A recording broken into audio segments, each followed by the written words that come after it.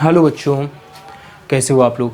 तो आज मैं आपको आगे के पार्ट में क्वेश्चन नंबर 12 से बताना था ना, हमें बताने वाला हूँ। तो पहला क्वेश्चन है हमारा, क्वेश्चन नंबर 12 है जो ये क्वेश्चन है। A man bought a plot of a land for 3,53,900 rupees. मतलब एक आदमी ज़मीन खरीदता है कितने रुपए में, 3,53,900 रुपीज़ में। ही स्पेंड 4,25,250 बिल्डिंग मटेरियल। वो बिल्डिंग मतलब बिल्डिंग मटेरियल जो घर बनाने के लिए आवश्यक सामग्री है, जैसे रेत, बालू, गिट्टी, सीमेंट, ये सब मंगाने के लिए क्या करता है, 4,25,250 रुपीज़ और खर्च करता है। और जो घर मजदूर बना रहे थे उनके ऊपर लिखा है कि and 89,350 rupees labours to build the house. जो हाउस घर को मकान को बना रहे थे उसके लिए वो 89,350 रुपीज़ खर्च करता है। फिर बोलता है how much money did he spend in are. तो टोटल मनी उसने कितने रुपए खर्च किए। तो टोटल के लिए क्या करेंगे, जितने रुपए में ज़मीन खरीदा और जो सामान मंगाया उसका टोटल खर्चा जो लगा और मज़दूरों पे जो लगा, तीनों को अगर हम ऐड कर देंगे तो क्या आ जाएगा, हमारा आंसर आ जाएगा। तो हम लिखेंगे कैसे, चलिए शुरू करते हैं। क्वेश्चन नंबर 12 लिख देंगे सबसे पहले गिवन लिखा है a man bought a plot of land, as it is लिख देंगे हम लोग।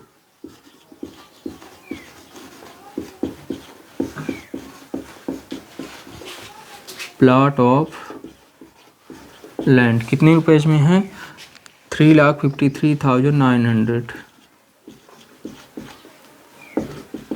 ठीक। फिर लिखा है बिल्डिंग मटेरियल, तो लिख देंगे कुछ पैसे का ही spent on building materials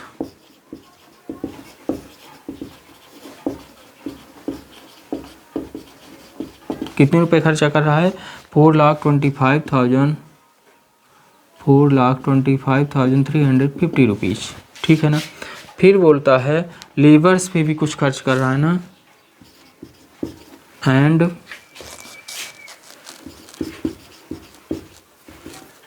spent on labours कितने रुपए खर्चा कर रहा है, 89,350। ठीक। तो बोलता है how much money did he spend in all. तो हम क्या लिख देंगे,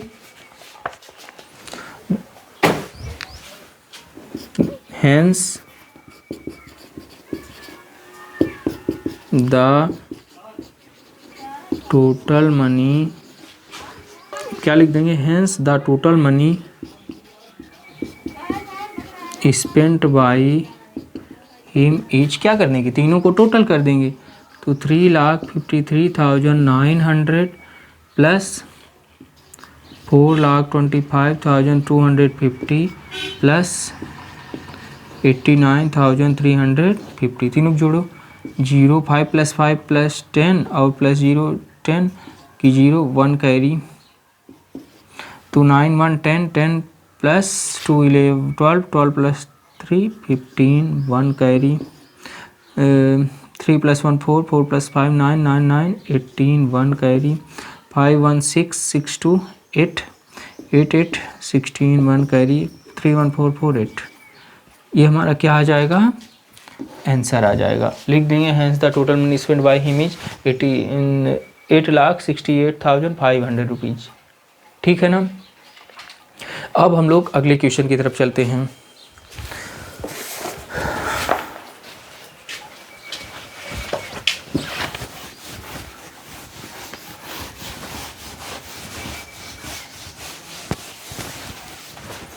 देखिए अगला क्वेश्चन है हमारा question number 13। A sales turnover of a company in 1996 was 10 100,000 10,000 lakh 10 lakh crore 10 crore 13 crore 38,52,280 rupees.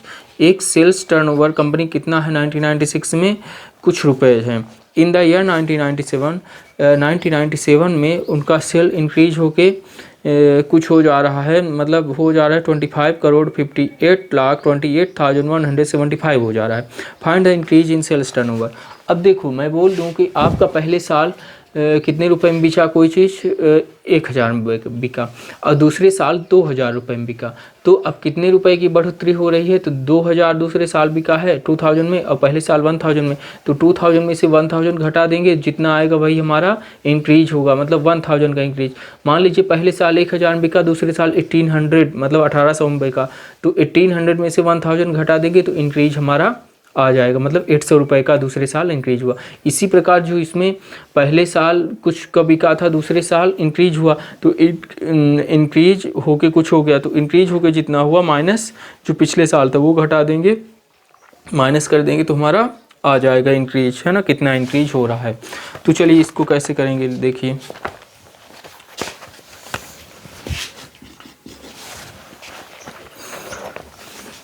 लिख देंगे given the sales turnover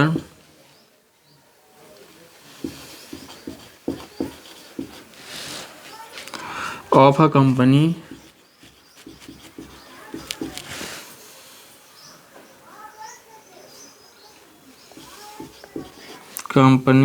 in 1996 कितने रुपए है, कितना है 133852280, ठीक है ना। और चूँकि यूनिट नहीं दी है तो हम यूनिट नहीं लिख रहे हैं, यूनिट मतलब जैसे कि रुपीज़ में है कि किस में है ना। 13,38,52,280, ठीक। फिर आगे दिया in 1997 the sales was increase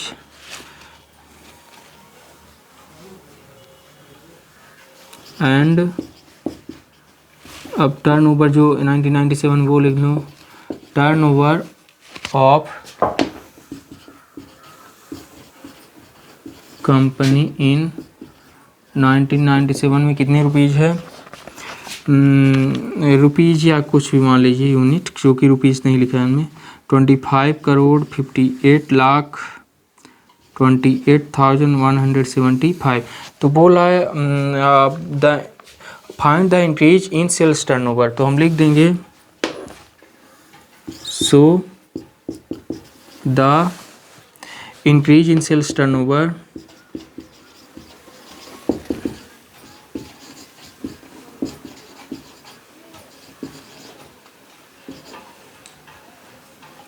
turnover कितना हो जाएगा, जैसे पहले कुछ रुपए था फिर बढ़ के इतना हो गया, तो जो बढ़ा है उसमें से जो पिछले साल था वो माइनस कर देंगे, तो आ जाएगा हमारा इंक्रीज, मतलब कितना हो रहा है, तो 25,58,28,175 माइनस 13,38,52,280। 5 में से 0 गया 5, 17 में से 8 गया 9, 11 में से अब चूँकि 17 हो गया था तो 3 गया, या 10 में से 2 गया 8 में से 3 गया 5, आप घटा लेंगे अपने हिसाब से, है ना। और 12 में से 5 गया 7, 18 में से 9 गया 9, 5 में से 4 गया 1, 5 में से 3 गया 2, 2 में से 1 गया 1। ये आंसर आना चाहिए, है ना। 12,19,75,895 यही होगा आंसर। आप लोग चेक कर लीजिएगा, नहीं तो घटाते वक्त मिस्टेक वैसे नहीं हुई है, पर फिर भी आप लोग देख लीजिएगा, ठीक है ना। ये क्वेश्चन हो गया। अब हम क्वेश्चन, अब आप लिख देंगे यहाँ पे हैंस द इंक्रीज इन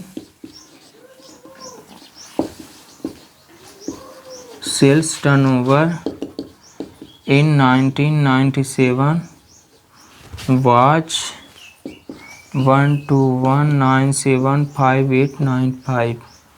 12,19,75,895, ठीक। मिला लेते हैं आंसर हम लोग।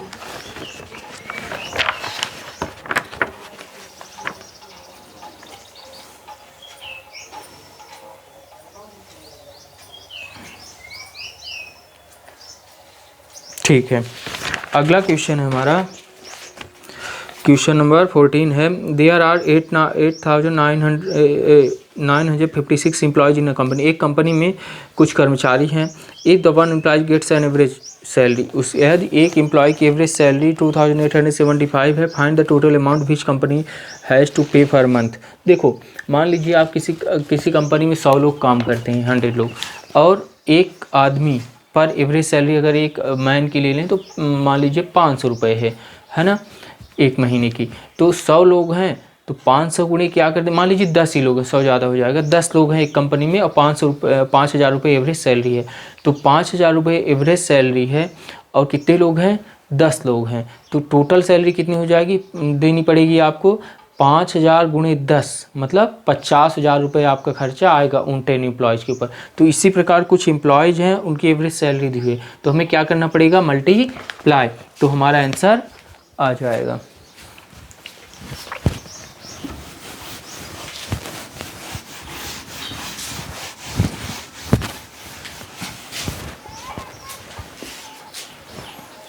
देखिए क्वेश्चन नंबर कौन सा है, 14। लिखा है देयर आर, तो लिख देंगे जो पहले गिवन है, गिवन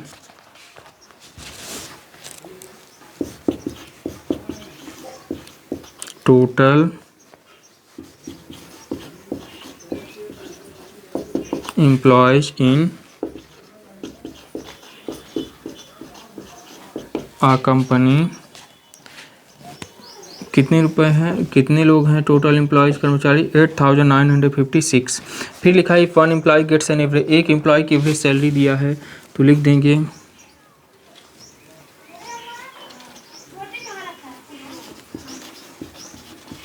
एवरेज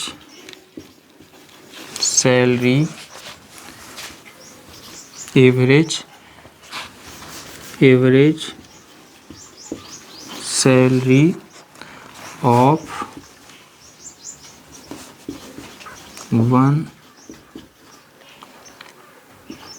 एम्प्लॉय कितने रुपए हैं, 2,875। ठीक, ये है। Find the total amount which company has to pay per month. तो टोटल अमाउंट हमको फाइंड करना है, तो हम क्या लिख देंगे, hence the total amount which company has to pay per month, the total amount which company has to pay per month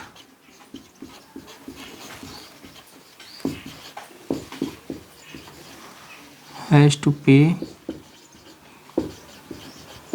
per month, कितने रुपए पर महीने खर्चा करेगी। एक एम्प्लॉय इतने हैं, एक टोटल एम्प्लॉय इतने हैं, और सॉरी टोटल एम्प्लॉय इतने हैं और एवरेज सैलरी इतनी है। तो मान लीजिए एक एम्प्लॉय अगर है, एक एम्प्लॉय की सैलरी है कितने रुपए, 4,000 रुपये। फिर से एक बात समझिए, तो अगर मैं बोल दूं एक एम्प्लॉय की सैलरी 4,000 रुपीज़ है, आपके पास 20 एम्प्लॉयज़ हैं, तो आप क्या करेंगे, टोटल कितने रुपए मंथ में आएगा, तो 4,000 इंटू 20 कर देंगे, मतलब मल्टीप्लाई कर देंगे। इसी तरह टोटल एम्प्लॉय जितने हैं, एक एम्प्लॉय के कितने रुपए देने पड़ेंगे, तो टोटल कितने रुपए देने पड़ेंगे, जितने एम्प्लॉय हैं और जितनी पेमेंट आप दे रहे हैं एक एम्प्लॉय को, मल्टीप्लाई कर देंगे तो आंसर हमारा आ जाएगा। तो क्या कर दें हम लोग, 8,956 इंटू 2,875, आप लोग मल्टीप्लाई कर लीजिए। 5 6 जा 33 कैरी, 5 5 जा 25 प्लस 3 28, 5 9 जा 45, 45 प्लस 2 47, 5 8 जा 40, 40 प्लस 4 44। ठीक, 7 6 जा 42, 7 5 जा 35, 35 प्लस 4 39, 3 कैरी, 7 9 जा 63, 63 और 3 कैरी आया था ना, हाँ 7 9 जा 63, 63 प्लस 3 66, 6 कैरी, 7 8 जा 56, 56 प्लस 6 62, 8 6 जा 56 5 कैरी, 8 5 जा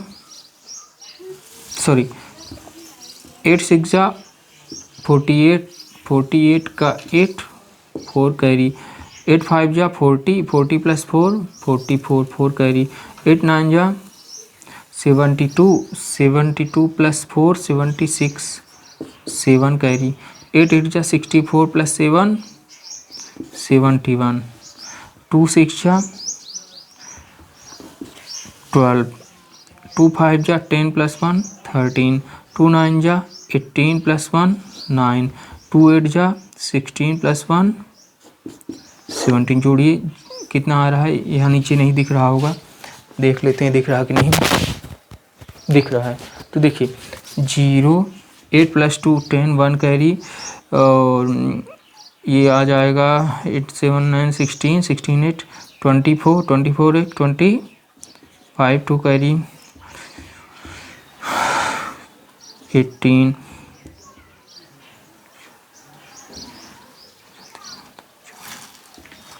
8 16 9 प्लस 1 10 10 प्लस 6 16 और 17 7 7 14 1 15 और 1 1 2। ये आंसर हमारा आना चाहिए। देख लेते हैं आंसर हम लोग, कंपनी को कितना पे करना पड़ रहा है। क्वेश्चन नंबर 14,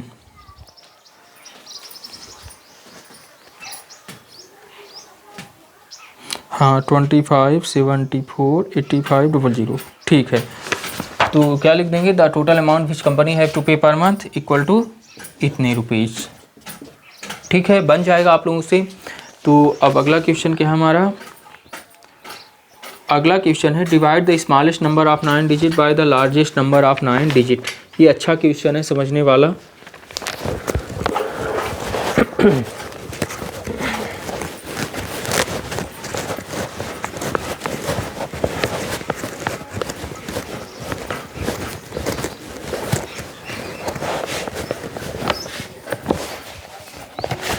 देखिए अगला क्वेश्चन है हमारा divide the smallest number of 9 digit. 9 digit की जो स्मॉलेस्ट नंबर है उसको हमको क्या करना है, लार्जेस्ट नंबर ऑफ 3 डिजिट से क्या करना है, डिवाइड करना है। तो स्मॉलेस्ट 9 डिजिट नंबर कौन सा होगा, क्वेश्चन नंबर 15, स्मॉलेस्ट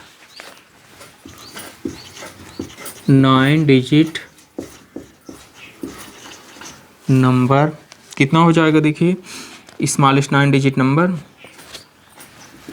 देखिए मान लो स्मॉलेस्ट 2 डिजिट नंबर बोलता है तो 1 0 ये हो जाएगा। Smallest 3 digit number 1 00, smallest 4 digit number 1 एक और 3 0, स्मॉलेस्ट 5 डिजिट नंबर तो 1 के साथ 5 4 0, स्मॉलेस्ट 6 डिजिट नंबर तो 1 के साथ 5 0। मतलब जितना बोले तो 1 लिख दो, और जैसे 9 डिजिट बोल रहा है तो 1 लिख दो और कितने जीरो लिख दोगे, 8 0 1 2 3 4 5 6 7 8।